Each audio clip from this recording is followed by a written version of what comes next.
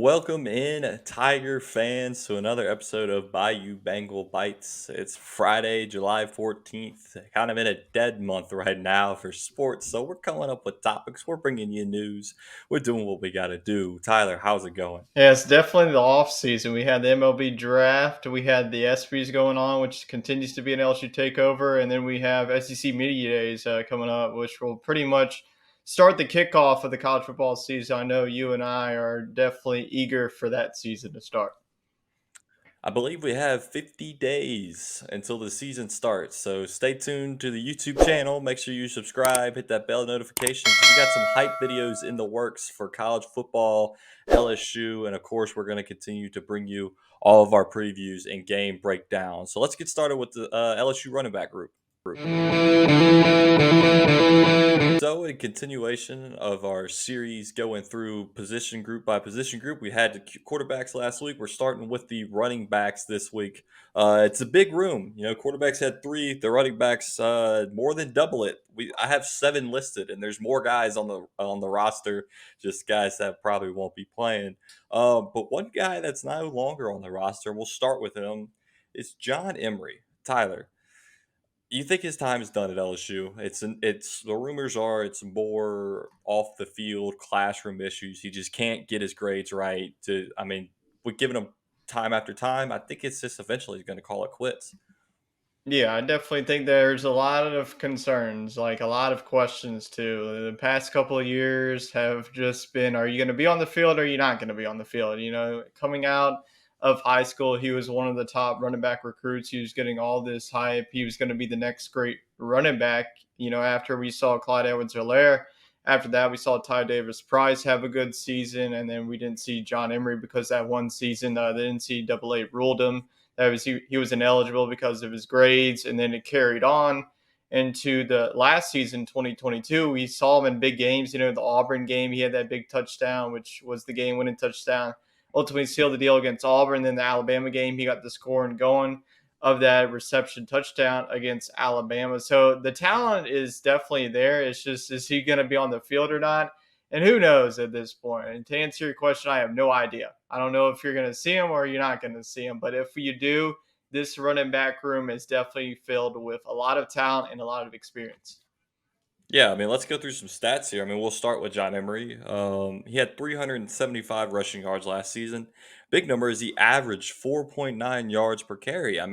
That's Yeah. I almost mean, I half of your feel 10 like yards every broken down. tackles. I feel like every run that he has at least two or three broken tackles.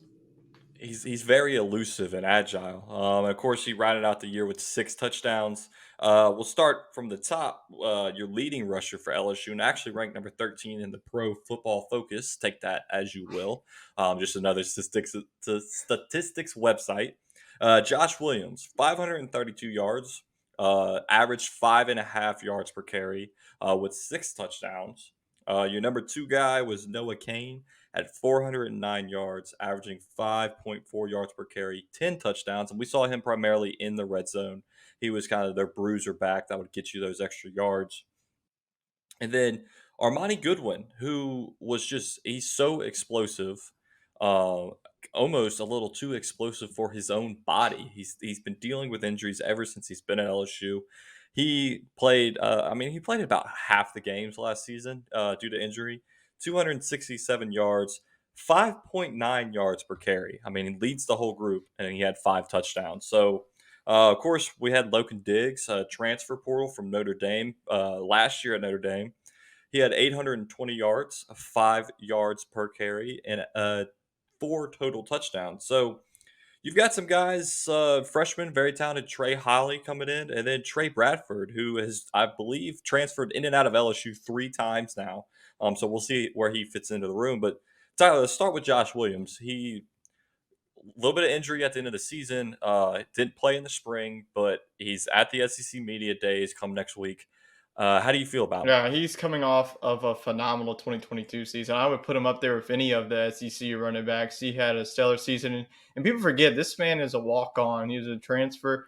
He was a not really a transfer, but he was a walk-on. Then LSU offered them a scholarship, and what a season it was. He was the main running back, especially with the off the field question marks with John Emery, and then the LSU. If you've been an LSU fan your entire life, you know in the Les Miles there, they have just been a running back by committee. You saw with Leonard Fournette and Darius Guys, running backs like that. You saw with Clyde Edwards-Helaire the 2019 season, and John Emery too as well. So I think that Josh Williams is definitely going to be interesting. Coming off of the injury, we didn't see him in the spring game. We haven't really heard about him in spring practices too. Brian Kelly has really been keeping it down. It feels like that's like the LSU head coach syndrome, is like not talking too much about the injuries. Like Yeah, Brian Jay Kelly Johnson wouldn't is do it, like and the main DK's guy. not Jay doing it either. Johnson's not going to say anything about his pitchers or what that's going on. So I feel like that's going to be a huge question mark. I think that Josh Williams is going to be right up there with a quote unquote RB1. You can say and answer, is there going to be a running back one? But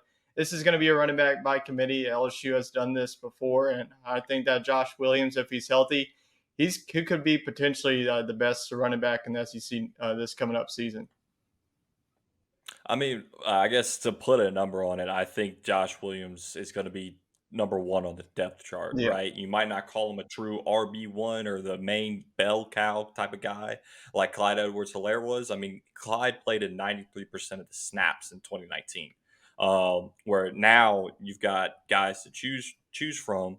So Josh Williams, I agree with you. I think he's going to be the top guy, but then fighting for the number two spot, I think is Noah Kane and Logan Diggs. We've seen Noah Kane in LSU uniform, primarily in the red zone. Your third down guy last season. What do you see coming from him in the 2023 Yeah, we didn't season? really see much of Noah Kane at the start of the season. In the second half of the season, Brian Kelly just flipped a switch on him, especially with Armani Goodwin dealing with injuries. And at the end of the season, in the SEC championship game, we saw Noah Kane, and specifically in the Citrus Bowl against Purdue. He had a phenomenal game. I think he had 2 touchdowns in that game. Emory had a touchdown in that one. A lot of people had a lot of LSU That players might be had the a last time we touchdown in see that Emory one. score. They could do trick Yeah. plays, whatever they wanted against the Boilermaker defense. But I think that I agree with you. A couple of weeks, even months ago, you said it on the show here that you had Noah Kane as your breakout star on the offensive side. I definitely think that could definitely happen. We saw it at the back half of the season, especially in the red zone. He's just an automatic touchdown. I feel like he had a really good career at Penn State, and then Nick Singleton, when he saw him in his freshman season, kind of shuffled him out. So I think that Noah Kane definitely fits well at the RB2. I can even slide him into the RB1 depending if Williams is good to go, and especially Armani Goodwin too. Yep, I agree with you. I mean, like you said, Williams being one, it's all kind of up there in the air based on the injury. And if he can't go, I think Noah Kane has proved enough. He had a phenomenal Hmm. spring, really good Yeah. spring game. Um, and then Goodwin is just that question mark, right? I mean, he had great plays last year. He's a hard runner, but I mean, he can't stay healthy, and it's kind of been his whole deal at LSU. I think what the most recent injury was a knee injury that ended his season last year. Is that right? Yeah, definitely was a knee injury. Like you mentioned, like every season, it feels like he's just dealing with these injuries. Like when you're looking at a running back, that I feel like every time, NFL, even at LSU and the SEC, you're looking at running backs. The age, we talk about the age in the NFL. How once they get to the Right. age It's 30 always season, how younger. far can they go? I just think that if Armani Goodwin can stay healthy, we've seen it. In the Mississippi State game, we saw him whenever he gets off into the open field, he takes off and runs. So he's got that elite level speed in him that I definitely think, and he's also a really good pass catching bat coming out of the backfield. You don't really get that with the two guys. Josh Williams. Also Amani Goodwin is more of a catching back, and then Noah Kane is Right. or Josh Williams as well. So I think that Logan Diggs and Armani Goodwin would definitely be my two candidates for being that third down running back, and also your pass catching back too. Because I know that Jane Daniels, in LSU, we've seen this LSU offense when Brian did Brock run some screen passes, and also a little bit of option plays with the running back too. So I Right. would definitely take the athleticism of Diggs and Goodwin. I definitely wouldn't count them out of being in this running back committee as long as they stay healthy. That's when you look at running Yeah. back, you got to look at the health. If they're healthy enough, what's their athletic burst. So you pretty much have, two guys that are bruisers and two guys that can bring you the athleticism. Yeah. I mean, and you mentioned the pass catching back, and that's what I want to touch on Logan Diggs. Um, I don't have his total yards for last year in the passing, but he did have that big explosive play in the bowl game for Notre Dame 75-yard touchdown. And that was against Tennessee, right? Um, So playing, I I, think it was Tennessee. It was another SEC it team. was I don't South remember Carolina. exactly who it was. South Carolina, that's Yep. right. Taking that one to the house, but yardage wise, which I know uh, LSU had a lot of running backs last year, but Logan Diggs, I mean, take it what you will. He doesn't play in the SEC. He didn't play in a conference. 820 yards, 5 yards a carry with 4 touchdowns. I think my prediction is he's going to be your passing running back. Um, he's going to be the guy you swing out in the flat, get the short Texas routes, let him do his thing. Where I think he's a sophomore, if I remember that correctly, sophomore junior might be going into his junior season, coming from Notre Dame. So Brian Kelly has a soft spot for him. I think he can really explode, maybe really get his feet wet this year, and then just take it to the next level after that. So prediction, Tyler, who's going to be the lead running back for the LSU Tigers in rushing yards this I think season? surprisingly it's going to be Noah Kane. I think that a lot of LSU fans have that mindset that it's going to be Josh Williams just based on the season last talking about this guy. I just don't know if he's going to be ready or healthy enough to go into this season. Like I mentioned at the start of the show, Brian Kelly loves to keep these injuries under tabs. Maybe you learn some more about it on media days and we get some clarity. But for now, I think that Noah Kane has definitely been the MVP of the spring game. He really had some good bursts. So I think that it's going to be surprisingly Noah Kane. He's going to be your quote unquote RB1, but like I mentioned, it's going to be by committee. Okay, well, maybe we'll see him taken in the NFL draft after this season. But let's get to the Tigers taking in the MLB draft. Draft. So LSU set a record high 13 players taken by a single school. First school to have the number 1 and 2 players taken in the MLB draft. Let's break it down. I've got the list of all 13. By no surprise, Paul Skeens sitting at number 1 going to the Pittsburgh Pirates. If you missed this news, you've been living under a rock. As well as Dylan Cruz going number 2 overall to the Washington Nationals. And then in the competitive balance round A, which I would just call that the first round, you had Ty Floyd going number 38 to the Cincinnati Reds. So 2 pitchers and our all-star center fielder taken in the first round. Uh, Going to the second round, and this is where it kind of hurts Tiger fans, right? You got Grant Taylor, who by all accounts had a phenomenal fall. He gets knocked out with Tommy John surgery. He gets drafted number 51 to the Chicago White Sox. All signs point to him signing that contract. So we had short-lived Grant Taylor at LSU, but we wish him all the best. And then third round, you got Trey Morgan, superstar Trey, going number 88 to the Tampa Bay Rays. I love this pick by the Rays because they're a young core, and I think he can add a lot of athleticism, whether he plays first base or outfield. Gavin Dugas, second baseman.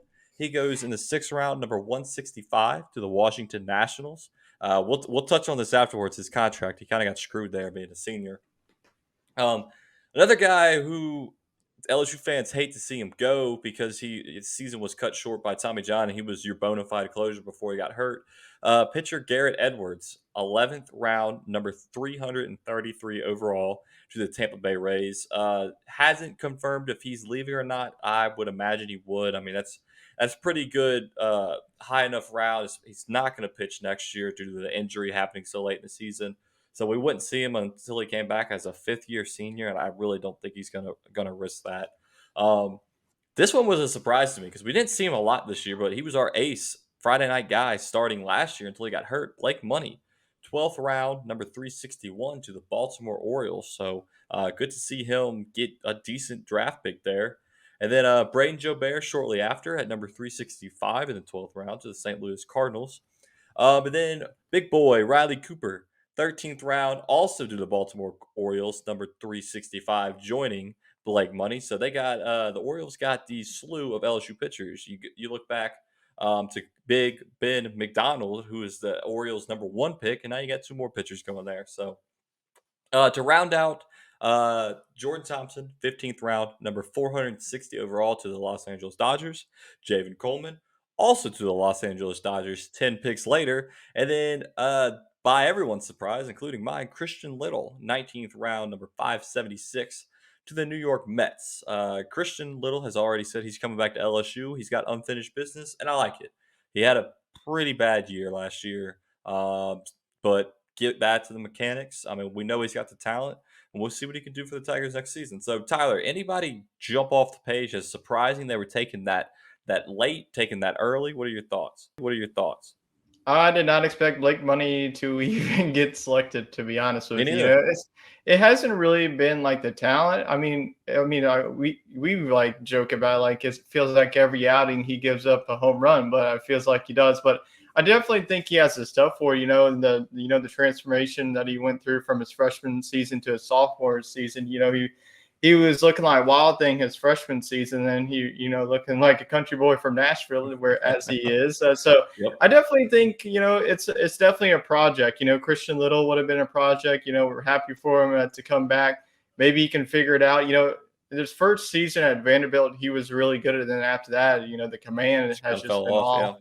all season. So I definitely think that the Baltimore Orioles are definitely a good fit for him. The Orioles, we're seeing them in the MLB along with the Rays. I think that the Rays and the Orioles are going to compete for many, many years. I definitely think that those are the two teams in the AL East. We saw Trey Morgan. It'll be interesting to see how the Rays, will they put him in left field or will they, keep him at first base? To be honest with you, if I was the Rays, I wouldn't even put him anywhere outside of first base. He's one of the best I agree. defensive first basemen. I think that he can slowly work his way up into the major leagues and really be it. I think that the mechanics are there, the offense. He's really been consistent. It feels like every at bat is just a major league at bat. Hardly ever swings at bad pitches. I definitely think that the defense take cares of itself. And we talked about Paul Skeens and Dylan Cruz. We got it right. It's done. Yep. Probably we're not going to see Paul Skeens pitch unless the Pirates make the playoffs. And then Dylan Cruz with the Nationals. I would give it like 1 or 2 years. I think that he's going to be in Washington. You look at the farm system that they have in place, look at the major league talent. It's just wide open. I think that Dylan Cruz is going to be there in a flash.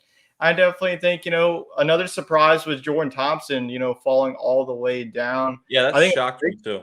for the Los Angeles Dodgers, but I thought that he would have been right up there with Gavin Dugas in round number 6. Like you mentioned, it sucks that the contract that Dugas got, but with a fifth-year senior, you don't get much leverage. So you see all the Yeah. juniors. Brain Joe Bear, he's gone. He's going to get a really good contract. I think I heard that he's going to get 6th-round money, get over 300K. So that's definitely a Wow. nice payday for Braden Joe Bear. I think that we both talk about it. He has a sweet swing. Whenever he's on, he's one of the best talents that you can get in MLB.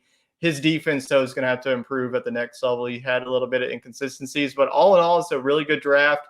Cam Johnson, the left-handed pitcher, who is going to be really talented. I think that he's going to be in the starting rotation this season. We lost one of our talented catchers, but we also got Alex Milazzo back. Hopefully, I don't Yep. know if he's going to come back. He should come back. And then Hayden Travinsky. And then you also have Brady Neal, a guy that, a lot of people forget just because he got injured. So, you're losing a lot of talent. Like I mentioned, this is similar to the 2019 football team of how much talent you're going to be losing. But Jay Johnson's the transfer portal king. And I think that he's not going to be done with that either. No, I agree with you. And speaking of transfer portal, that's our next topic here. Mac Bingham, center fielder for the Arizona Wildcats. I don't know if Jay coached him or not. He might have recruited him. I think he did because He he's a 4-year starter at Arizona. Okay, so yeah, he did coach him for a year, maybe two. He announced that he's transferring to LSU. Tyler, you mentioned we lost a lot of talent in the draft. We lose Dylan Cruz, the best player to ever wear a uniform potentially. And just you don't rebuild at LSU, you reload. And like you said, Jay Johnson, the transfer portal king. Would have been nice to get Chase Burns out of Tennessee. He ultimately chooses Wake Forest, the pitching lab. But it is what it is. We got some other big left-handers coming in, right-handed pitchers. Their names elude me, but I've just been seeing it every day updates. So let's talk on Mac Bingham. Last Yeah. year, batting average, I've got some stats here 360 overall, 68 runs, 91 hits, which put him on an LSU team. That would have been second behind Dylan Cruz and Tommy White. He had 200 and or I'm sorry, not 200. That would have been insane. 20 doubles, 10 home runs, and 51 RBIs. And the stat that I like, the 432 on base percentage. So we didn't obviously didn't see him play a lot. He played at Arizona, but Tyler, I mean, we got Paxton Kling and Josh Pearson out there in center field. or in the outfield, I think, we'll call him Big Mac. I think he fits right in. I mean, you got Kling possibly playing right field, Pearson playing left, and you just throw Mac in at center, and off you go. Well, all I know is if McDonald's doesn't offer him an NIL deal, then something's wrong because Big Mac I needs agree. to be his nickname going forward. But as you mentioned, the outfield, you looked at it this year, you had Josh Pearson, Braden Joe Bear, and then Dylan Cruz. Dylan Cruz is going to be some big, big shoes to fill. Oh, that's for So, sure. Mac Bingham, good luck with that. But I definitely think, losing Braden Joe Bear, even losing Dylan Cruz, like you mentioned, Josh Pearson, I feel like every day, last night watching Sports Center, I saw him make a Sports Center top 10 play. So Buzz Lightyear, what the team likes to call him, is launching balls in Cape Cod and also catching balls like he did against Florida to Yep. save the Tigers season, ultimately lift their 7th national championship. So I think that Josh Pearson, it's just like I feel like every season, at the start of the season he was struggling, and then whenever LSU got into the postseason, really turned it on. I think that in his third year, he's really going to turn it on. I wouldn't even surprise me that if he wears the number 8, I think that his leadership on and off the field, I feel like every player talks highly about him. So it would not surprise me if he gets awarded this coveted number 8 jersey that's been passed on. Paxton Kling, we saw him at the early of the season. He hit absolute bombs. I think, Yes, he did. the number 1 player coming out of Pennsylvania, the expectations are going to be high. I think that he really challenged himself too. I think he really had a good season. Obviously, he didn't get a lot of playing time. Dylan Cruz being in center field, and then Joe And he Bear had and those Houston. injuries too Yeah, that he had hindered some him as injuries well. too. In the Tulane game, he had that pulled hamstring that whenever you get an injury in baseball, it's not like football where you can just come back. Like you're going to get passed up by talented Yep. players, and that's what happened. And that's how Josh Pearson got back into the lineup. So I think even with the losses, I think that Mac Bingham, he's not really his 10 home runs doesn't really deliver the power. But I tell you, I would not be surprised if his power elevates. I wouldn't be surprised if Jay Johnson puts him on a meal plan to bulk Yep. him up a little bit. So I mean, hitting 360 in the Pac-12, we saw it. Guys like Jacob Berry come through this program. He was batting 350, 360 in his first year there. We saw him develop into a really good hitter in the SEC. Haven't really saw in the minor leagues, but I do think that Mac Bingham is definitely a huge transfer get, and like I mentioned, it won't be the last transfer get either. Oh, that's for sure. Jay Johnson is always working the portal. We mentioned a bunch of stars at LSU. We might see some of them at the ESPYS. We've already seen a few so far. So, to no surprise, the LSU Tigers take over anywhere they go. And that was this past Thursday or Wednesday, whenever it was.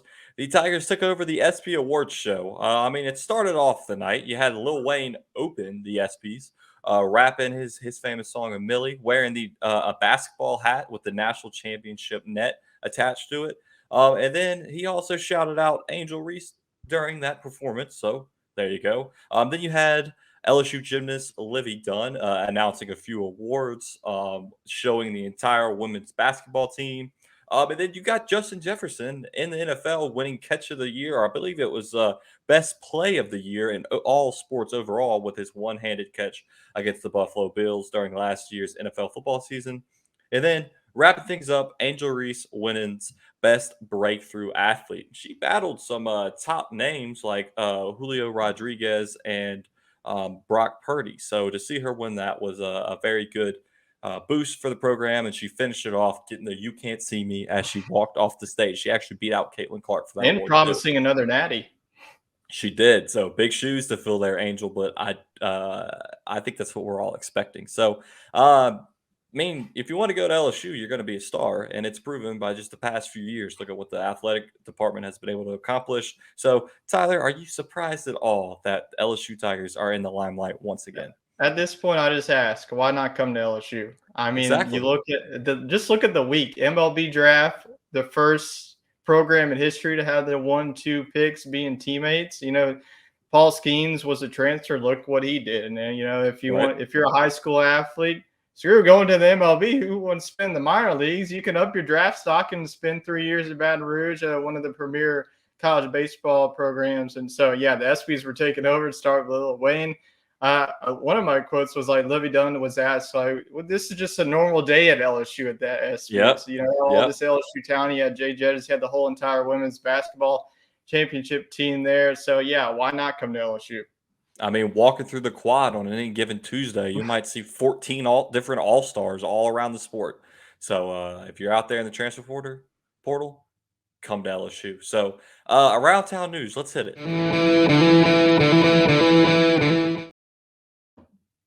I got nothing.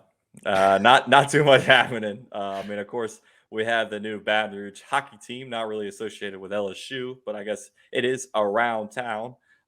We've got the let me make sure I'm pronouncing their name right. The Baton Rouge Zydeco. Interesting logo. We'll talk more about it on Sports Scramble. So if you want to hear more about the around town news, Baton Rouge Zydeco, tune in Sunday night or Monday night, whichever night we decide to do it, over on our YouTube channel. That's why you got to subscribe and you got to hit the bell so you get notified when we go live every week with our podcast. Tyler, it's been a pleasure. Or do you have anything for around town news?